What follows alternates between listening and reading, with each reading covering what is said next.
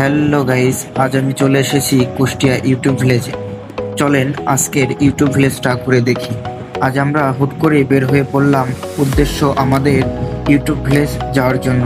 তাই তো দেরি না করে আমি এবং কি ফয়সাল সহ আমার আর দুইটা বন্ধু মিলে রওনা দিলাম ইউটিউব ভিলেজের জন্য। বিকেলের পরিবেশটা বেশ ভালোই লাগছিল। পদ্মা নদীর পাড় দিয়ে যাচ্ছিলাম আর প্রকৃতির অনেক সৌন্দর্যই উপভোগ করলাম। অনেকটা পথ পাড়ি দিয়ে আমরা চলে এসেছি আমাদের সেই কাঙ্ক্ষিত গন্তব্য ইউটিউব ভিলেজ। চলেন আমরা এখন ভেতরে ঢুকি। গাড়ি পার্কিং করেই আমরা ভেতরে ঢোকার জন্য প্রথমে টিকিট কাউন্টার থেকে 4টা টিকিট কেটে নিলাম, কেননা আমরা 4 জন আছি। আর জন প্রতি টিকিট নিয়েছিল 50 টাকা করে। তাই তো দেরি না করে টিকিট শো করে আমরা 4 বন্ধু ভিতরে ঢুকে পড়লাম। আর ভিতরে ঢোকার সময় ভিতরের গেটটা অনেক সুন্দর লাগছিল, হয়তোবা রাতে আসলে এর থেকেও বেশি ভালো লাগতো। আর ভিতরকার পরিবেশটা আমার কাছে ঢোকার সময় অনেক ভালো লেগেছে।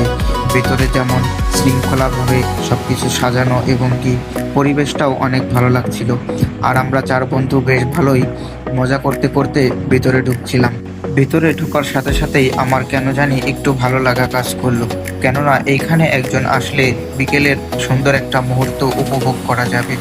যেমন বাচ্চাদের জন্য আছে অনেক রকমের রাইড এবং কি অনেক রকমের খেলনা, যা আসলে এখানে আপনি অনেক সময় পার করতে পারবেন এবং কি বিকেলের পরিবেশটা আপনার কাছে বেশ ভালোই লাগবে।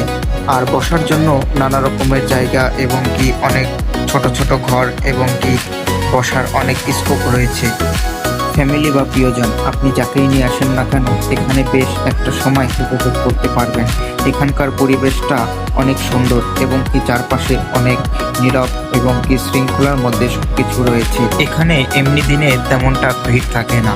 শুক্রবার এবং কি ঈদের সময় আসলে এখানে অনেক ভিড় হয়। আপনারা চাইলে এখানে এমনি ছুটির দিনে ঘুরতে আসতে পারবেন। ভেতরকার সব জায়গায় অনেক সুন্দরভাবে সাজানো এবং কি গোছানো আছে। আজকের ভিডিওটা এই পর্যন্ত, কি দেখা হবে অন্য কোনো ভিডিওতে।